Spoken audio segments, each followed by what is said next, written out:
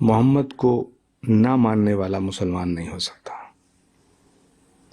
ठीक इसी तरह जो राम से नफरत करता हो वो हिंदू नहीं हो सकता। कांग्रेस में कुछ ऐसे नेता हैं जिन्हें राम मंदिर से नहीं, राम से भी नफरत है।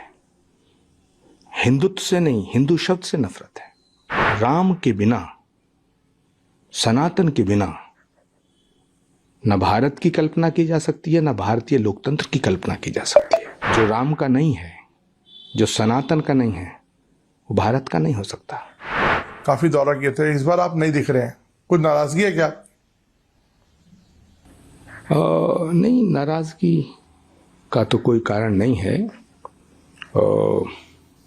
हो सकता है उन्हें हिंदुओं के समर्थन की जरूरत ना हो, तो किसी हिंदू धर्मगुरु को स्टार प्रचारक बनाने का जो मकसद होता है, मोटिव होता है, उन्हें उसमें कुछ कमी नजर आ रही हो, तो ये तो पार्टी का फैसला है। तो उन्हें जब आप बोलते हैं तो ये आप किसकी तरफ इशारा है? उन्हें कौन? जो लोग पार्टी चला रहे हैं। लेकिन मैं आप देखता हूँ कि अब तो सब लोग आपकी पार्टी के कई लोग कहते हैं कि वो हिंदू हैं और वो लोग धर्म की बात भी कर रहे हैं और सब लोग मंदिर भी जाते हैं, और बीजेपी का तो आरोप रहता है कि ये लोग टूरिज्म है, ये तो एक तरह से रिलीजियस टूरिज्म करते हैं चुनाव के टाइम पे। आपका क्या कहना है? देखिए, मंदिर जाने से कोई हिंदू नहीं हो जाता है और मस्जिद जाने से कोई मुसलमान नहीं होता।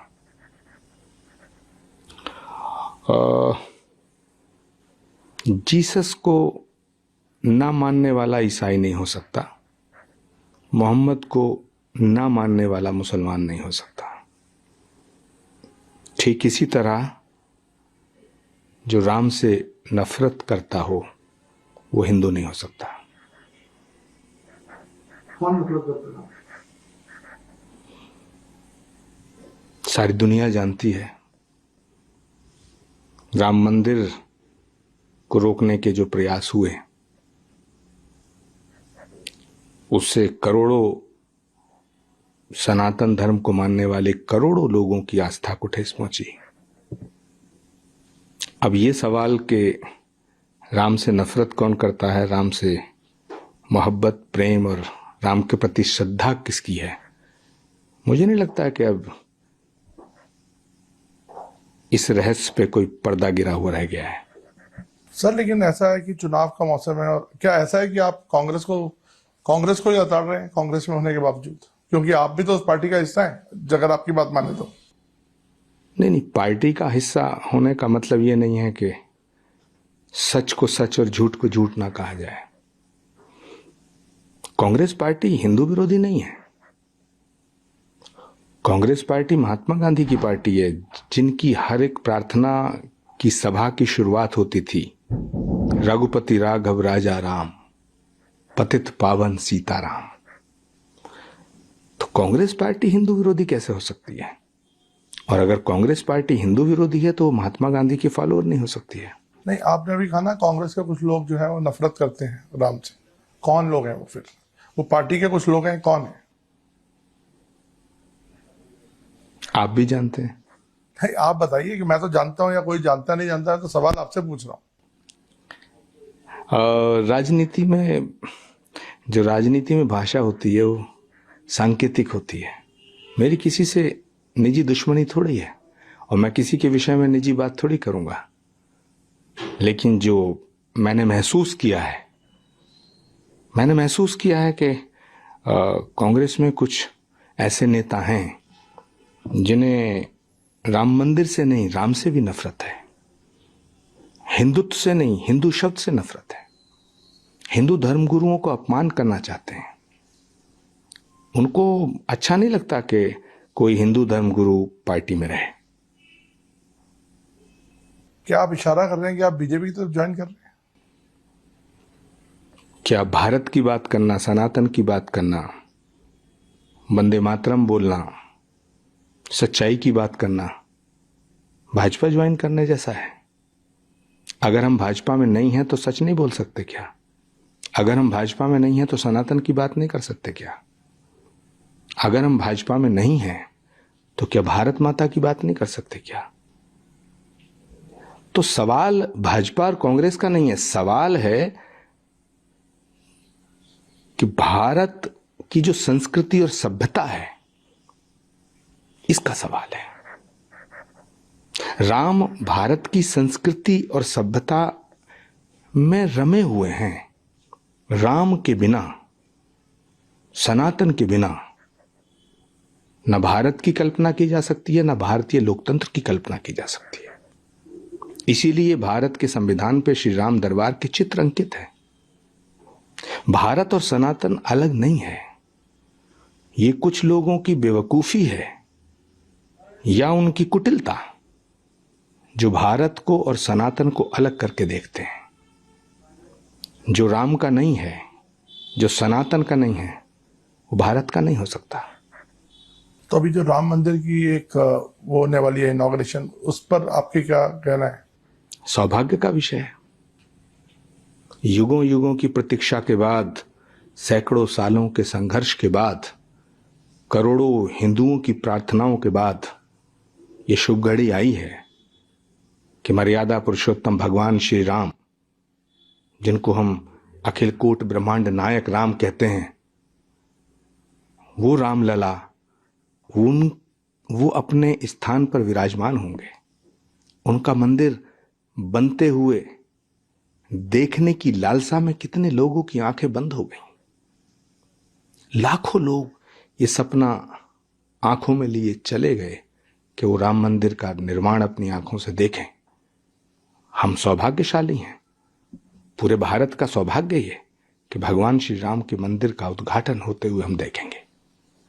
सर, आपने सनातन की बात की, सनातन और भारत एक है लेकिन हमने अभी कुछ बयान देखे, और स्पेशली जैसे दयानिधि मारन तो के जो उनके मारन साहब का जो बयान आया, और कई और लोगों के अपने बयान देखे, तो आपको क्या लगता है कि जो सनातन पे हाल में बयान आ रहे हैं कुछ इंडिया अलायंस के लोगों का या कुछ विपक्ष के लोगों का, इसका भरा विरोध भी हुआ है, आप इसको किस तरह से देखते हैं? देखिए, इंडिया अलायंस जो बना, इंडिया गठबंधन बनाने का मुख्य कारण क्या था? नरेंद्र मोदी को हटाना, बीजेपी की सरकार को हटाना। लेकिन अफसोस की बात यह है कि नरेंद्र मोदी से विपक्ष इतनी नफरत करता है। मोदी से नफरत करते करते वो ये भूल गया है कि वो भारत से नफरत करने लगा है। मोदी अगर नई संसद का निर्माण करें तो उसका विरोध, धर्म दंड स्थापित करें संसद में शेंगोल के रूप में, उसका विरोध, अगर किसी ट्रेन का नाम वंदे भारत रख दें उसका विरोध, नमो भारत रख दें उसका विरोध। मोदी की आलोचना करो, कौन रोकता है? प्रधानमंत्रियों की आलोचना हुई है, होती रहनी चाहिए।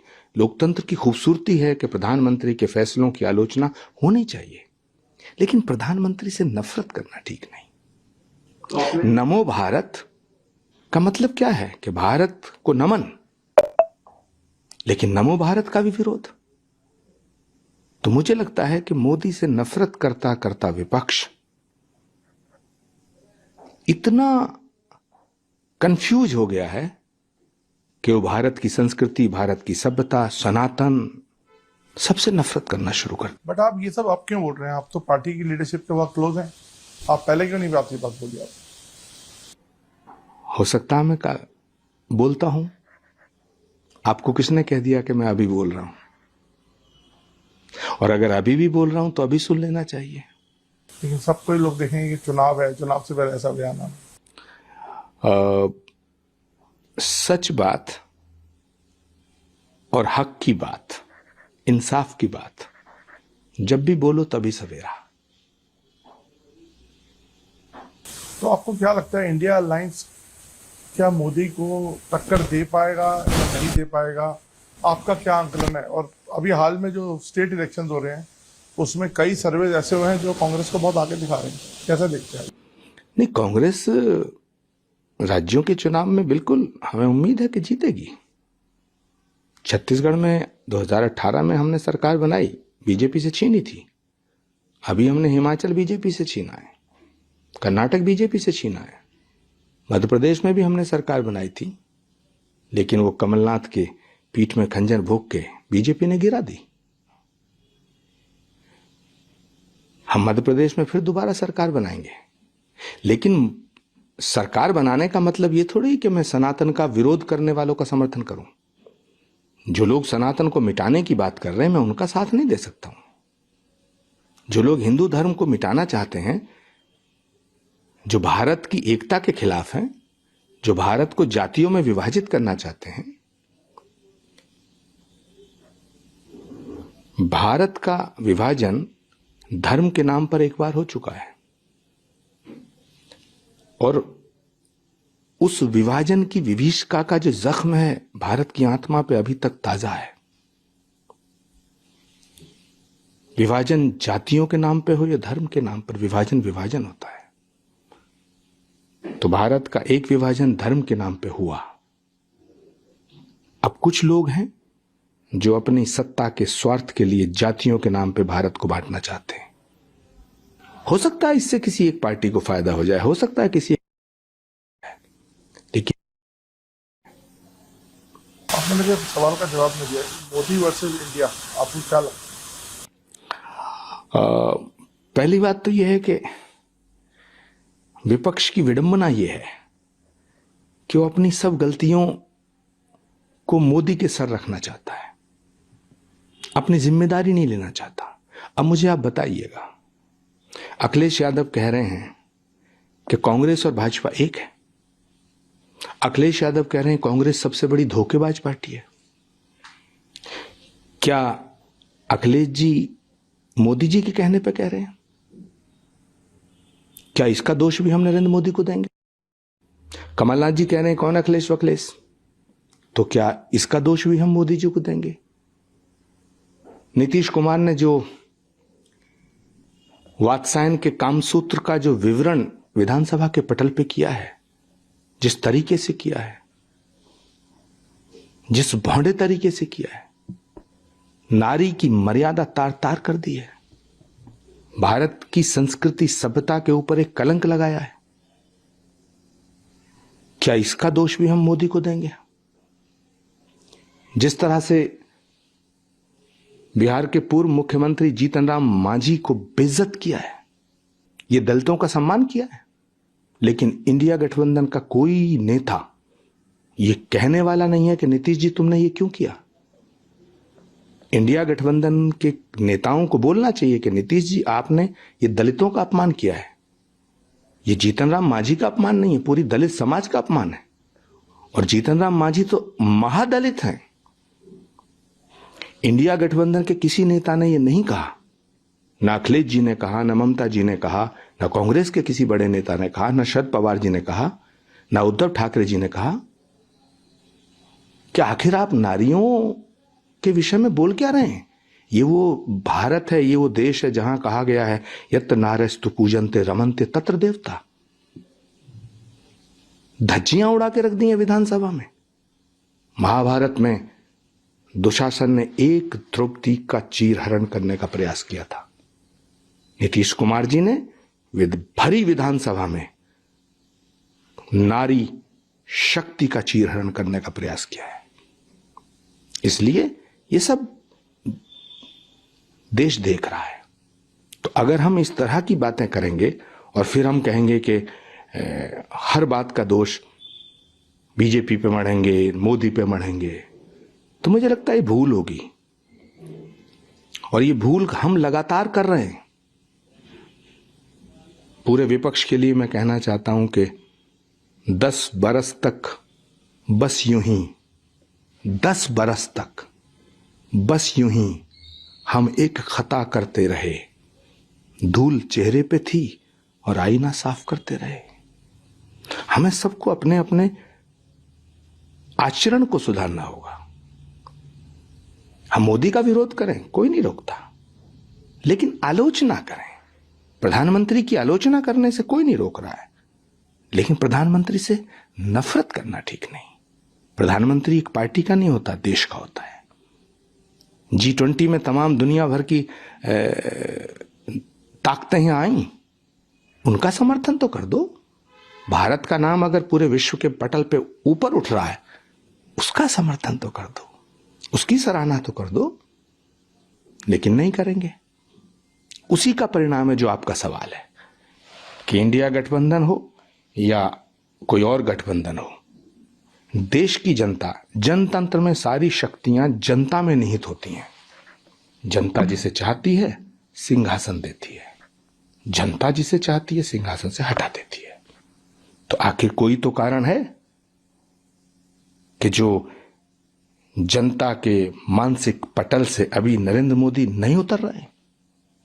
ये हमें सोचना पड़ेगा, ये हमारे आत्मचिंतन का विषय है।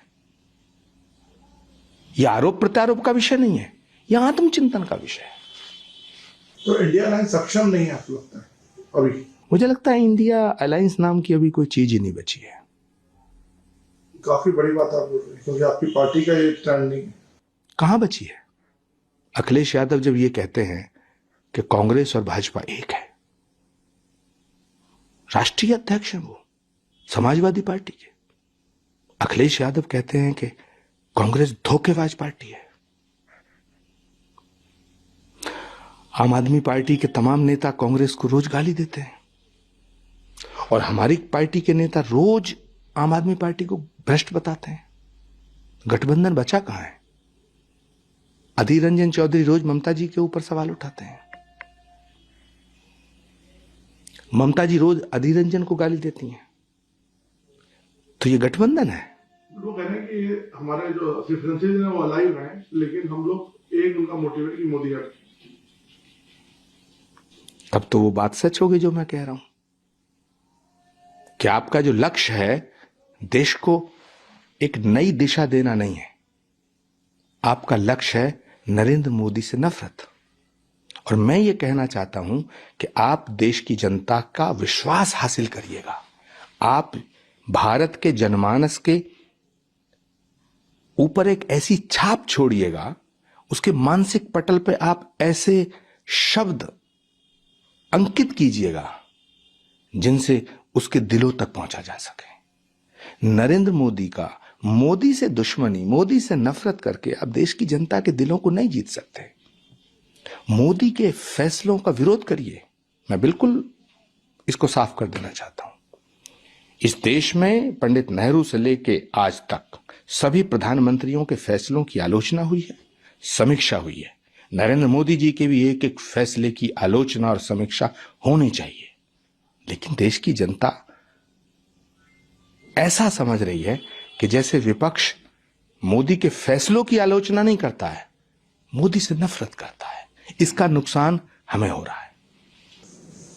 अच्छा जी, अभी हाल में जो एक कॉन्फ्लिक्ट चल रहा है इजराइल और फिलिस्तीन के बीच, इस पर भी इंडिया ने एक पोजीशन ली है। इसको लेकर विपक्ष के भी कुछ लोगों ने पोजीशन ली है। आप कैसे देखते हैं इसको? ये दुर्भाग्यपूर्ण है कि इंटरनेशनल इश्यूज पर भी हमारी राय अलग अलग है।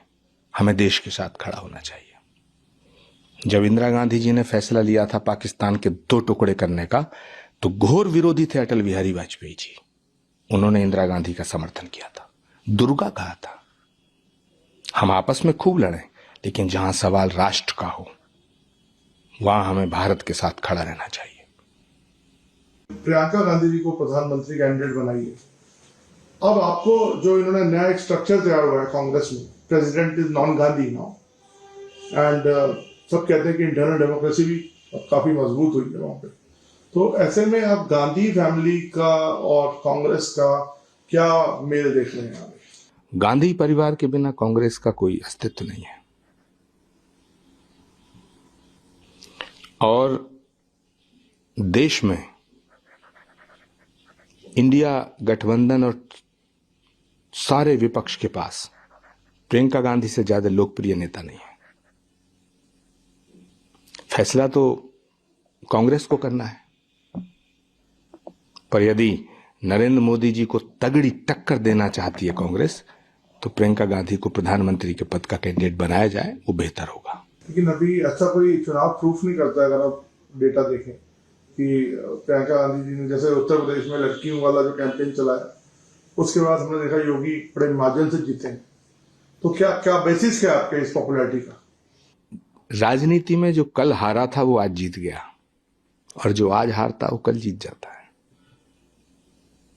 ये राजनीति विचित्र खेल है, और भारत की जनता जिसे प्यार करती है, आशीर्वाद देती है, उसे दिल खोल के देती है। मुझे लगता है कि अगर प्रियंका गांधी जी को प्रधानमंत्री के पद का कैंडिडेट बनाया जाएगा तो 2024 का जो चुनाव होगा वो एक महाभारत होगा। राहुल गांधी जी को मुझे लगता है उनकी इच्छा नहीं है, उनकी इच्छा नहीं है। वो इन बातों से ऊपर उठ चुके हैं। वो किसी पद के और किसी पद की लालसा से ऊपर उठ चुके हैं। और जो पार्टी की इंटरनल डेमोक्रेसी की आप बात करें, नॉन गांधी कोई प्राइम मिनिस्टर कैंडिडेट क्यों नहीं हो सकता? कोई काबिल तो हो सकता, क्यों नहीं हो सकता? कांग्रेस ने लाल बहादुर शास्त्री को बनाया था, डॉक्टर मनमोहन सिंह को बनाया, नहीं, इस बार की बात नरसिम्हा राव को बनाया। मैं इस बार की बात कर रहा हूँ। मुझे नहीं लगता कि प्रियंका गांधी से ज्यादा बड़ा कोई लोकप्रिय चेहरा है। क्रेडिबिलिटी के पॉइंट ऑफ व्यू से, एक्सेप्टेबिलिटी के पॉइंट ऑफ व्यू से, और पॉपुलैरिटी के पॉइंट ऑफ व्यू से प्रियंका गांधी सबसे बड़ा चेहरा है। अब मैं एंड पे आ रहा हूँ। ऐसा मुझे देखने आपके जो पॉइंट ऑफ व्यू सुनने में क्यों लग रहा है कि आपका जो पॉइंट ऑफ व्यू है वो कांग्रेस पार्टी के पॉइंट ऑफ व्यू से टोटली 360 डिग्री डिफरेंट है, और ऐसे में आप कैसे सरवाइव करते हैं इस पार्टी में? यही कांग्रेस की मानता है। कांग्रेस में इनर डेमोक्रेसी है। आपके सारे सवाल ये हैं कि आप मुझसे पूछ रहे थे कि प्रियंका गांधी क्यों बननी चाहिए प्रधानमंत्री के पद का चेहरा। मेरा सवाल आपसे है कि प्रियंका गांधी क्यों नहीं बननी चाहिए? ऐसी कौन सी कमी है प्रियंका गांधी में जो उन्हें प्रधानमंत्री के पद का उम्मीदवार नहीं बनाया जा सकता? पूरे विपक्ष में प्रियंका गांधी से बड़ा पॉपुलर चेहरा कोई है? कश्मीर से कन्याकुमारी तक, अटक से कटक तक, प्रियंका गांधी से ज्यादा पब्लिक से कनेक्ट करने की जो